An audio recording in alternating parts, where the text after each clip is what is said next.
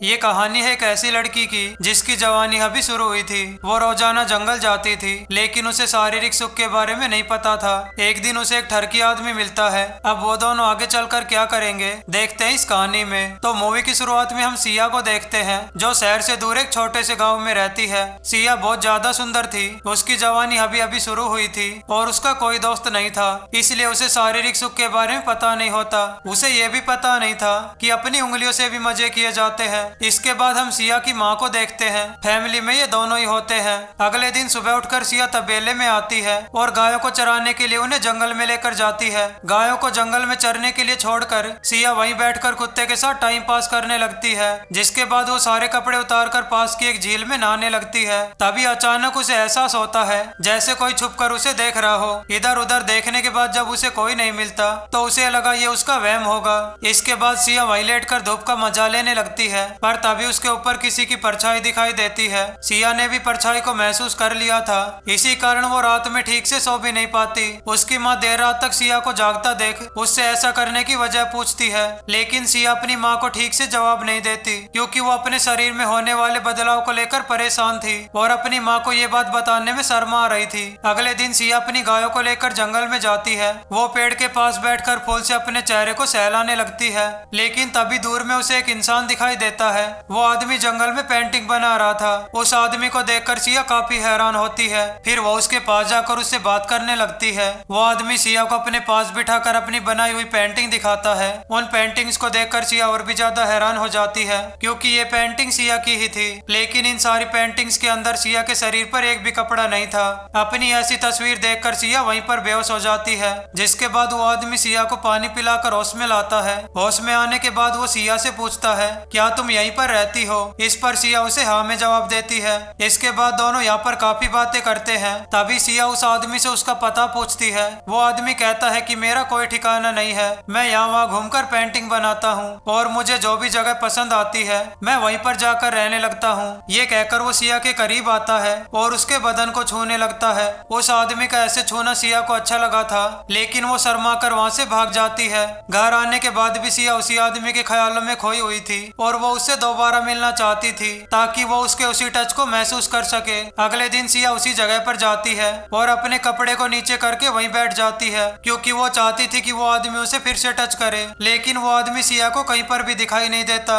लेकिन थोड़ी देर बाद सिया को उस आदमी की आवाज आती है। आवाज सुनकर सिया उस आदमी के पास पहुंच जाती है। वो आदमी झाड़ियों में बैठकर तस्वीर बना रहा था। सिया के आने पर वो सिया से कहता है कि मैंने तुम्हें देख लिया था, तुम मुझे ढूंढ रही थी और मैंने तुम्हें आवाज लगाई थी। सिया को काफी अच्छा लगता है। फिर सिया उससे पूछती है कि तुम मेरी ही तस्वीर क्यों बनाते हो, और वो भी बिना कपड़ों के। ये सुनकर वो आदमी सिया से कहता है कि तुम बहुत सुंदर हो, तुम्हारे शरीर की हर एक चीज सुंदर है। इसके बाद वो सिया से कहता है, क्या तुम जानती हो तुम्हारा जवान शरीर तुमसे क्या चाहता है? इस पर सिया कहती है, नहीं, मैं इन सब के बारे में कुछ नहीं जानती। ये सुनकर वो आदमी सिया को उसकी एक तस्वीर दिखाता है। इस तस्वीर में सिया के शरीर पर एक भी कपड़ा नहीं था। ये तस्वीर सिया को काफी ज्यादा पसंद आती है। तभी वो कहती है कि मुझे हमेशा से लगता था जैसे कोई छुपकर मुझे देख रहा हो, क्या वो तुम ही थे? इस पर वो आदमी हाँ में जवाब देता है। जिसके बाद वो सिया से अपने सारे कपड़े उतारने के लिए कहता है। ये सुनने के बाद सिया अपने सारे कपड़े उतार देती है। जिसके बाद वो आदमी सिया को टच करना शुरू करता है और उसके आगे पहुंच जाता है।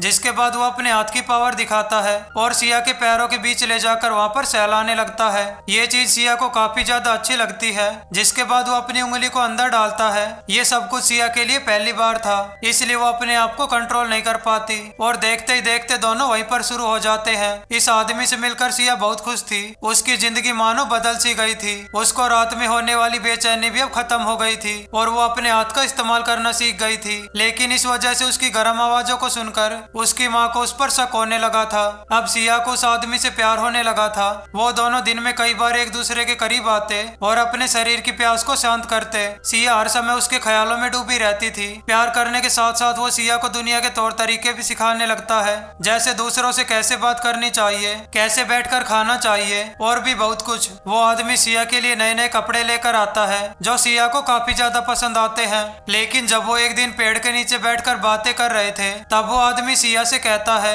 कि मैंने तुम्हें सब कुछ सिखा दिया है और आगे तुम्हें कुछ भी जानना हो तो तुम इस किताब को पढ़ लेना। ये एक गंदी किताब थी जिसे पढ़कर किसी की भी जिस्मानी भूख जाग जाए जाए। सिया कहती है कि मुझे पढ़ना नहीं आता। तभी वो आदमी कहता है, इसमें तस्वीरों के जरिए सारी बातें बताई गई है, तुम इसे देखते ही अपने आप सारी बातें समझ जाओगी। जिसके बाद दोनों प्यार करने लगते हैं, लेकिन दूर से कुछ बच्चे उन्हें देख लेते हैं। बच्चों को देखकर सिया घबरा जाती है, लेकिन वो आदमी सिया को उन पर ध्यान न देने के लिए कहता है। इसके बाद सिया वो किताब लेकर घर आ जाती है और घर आकर उसमें बनी तस्वीरों को देखने लगती है। तभी उसे अपनी माँ की आवाज सुनाई देती है और वो किताब को छुपा लेती है, लेकिन सिया की माँ समझ जाती है कि वो उनसे कुछ छुपा रही है। माँ के पूछने पर सिया कहती है, ये किताब मुझे जंगल में पड़ी हुई मिली थी। इस पर सिया की माँ उसे डांटते हुए कहती है कि झूठ मत बोलो, मुझे पता है तुम रोज जंगल में किसी आदमी से मिलती हो। सिया अपनी माँ की बातों का इनकार कर देती है, लेकिन उसकी माँ उसे डांटते हुए कहती है, अगर तुम पेट से हो गई तो मैं तुम्हें नहीं छोड़ूंगी। मैं तुम्हें ये सब करने के लिए जंगल में नहीं भेजती हूँ। ये सुनकर सिया को बहुत गुस्सा आता है, लेकिन वो अपनी माँ से बहस नहीं करना चाहती है। इसके बाद उसकी माँ उससे कहती है, ये संडे हम चर्च में जाएंगे और वहाँ तुम सारी बातें कन्फेस कर लेना। जिसके बाद संडे को दोनों चर्च में पहुँच जाती है, जहाँ फादर के सामने सिया सारी बातें कन्फेस कर लेती है। वो कहती है कि मैं जानती हूँ मुझे वो सब नहीं करना चाहिए था, लेकिन फिर भी मैं अपने आप को नहीं रोक पाई। मैंने कई बार उसके साथ शारीरिक संबंध बनाया है। सिया की बातें सुनकर फादर उसकी माँ से कहता है, अभी सिया बच्ची है, वो अभी जवान हुई है। इस उम्र में लोग ऐसी गलतियां कर लेते हैं, लेकिन तुम एक बार सिया को लेकर डॉक्टर के पास जाओ, ये देखो कहीं वो पेट से तो नहीं है। फादर की बात मानकर उसकी माँ सिया को डॉक्टर के पास लेकर आती है। सिया को चेक करने के बाद डॉक्टर उसकी माँ से जो कहता है उसे सुनकर सिया की माँ बहुत ज्यादा हैरान थी। डॉक्टर सिया की माँ से कहता है कि सिया अभी वर्जिन है और उसने किसी के साथ भी शारीरिक संबंध नहीं बनाया है, मतलब सिया को अभी तक किसी ने भी टच नहीं किया था। लेकिन सिया ने जो इतना सब कुछ किया था तो वो क्या था, उसी रात जब सिया अपने घर पर सो रही थी तब वो आदमी सिया के पास आता है और चूमकर उसे नींद से जगाता है। उसे देखकर सिया उससे कहती है कि तुम हमेशा मेरे पास ही रहो। ये सुनकर वो आदमी कहता है कि मैं यही हूँ, मैं तुम्हें छोड़कर कहीं नहीं जा रहा। और ये कहते हुए वो आदमी गायब हो जाता है। दरअसल उस अनजान आदमी जैसा कुछ नहीं था, ये सब तो सिया की कल्पना थी। हमने अब तक जो कुछ भी देखा वो सब कुछ सिया के दिमाग का वहम था। सिया नई नई जवान हुई थी, जिस वजह से उसके अंदर आग लग रही थी और अकेली होने की वजह से वो इस तरह की कल्पना करने लगी। इसी के साथ ये मूवी यहीं खत्म हो जाती है।